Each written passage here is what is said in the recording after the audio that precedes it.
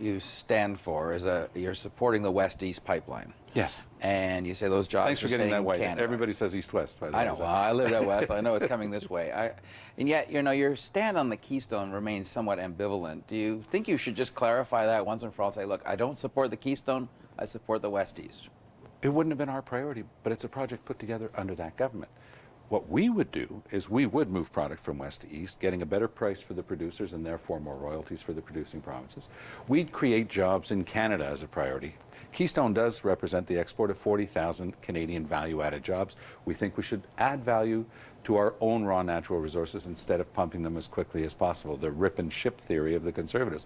And finally, we'd be taking care of energy security. That would be getting to Tidewater in Atlantic Canada. It would be the first step in assuring greater access to more markets for what is an incredible natural resource for all of Canada. So Keystone is just an exporting of jobs in your view. It's not something that's desirable as an economic development. And it's the conservative way. They don't care about building for the future. They don't think the governments play any role in this. We do. We think that any Canadian government worth its salt has to take care of Canada's energy security for the future, has to, as a priority, create jobs in our country. So it's an irony to hear the Conservatives say that I'm un-Canadian because I want to keep the jobs in Canada. They're the ones who want to ship them to the U.S. I think they have a lot to answer. I know it's hypothetical, but given the reaction they had against you on the Keystone, what do you think the reaction is going to be if President Obama turns this down?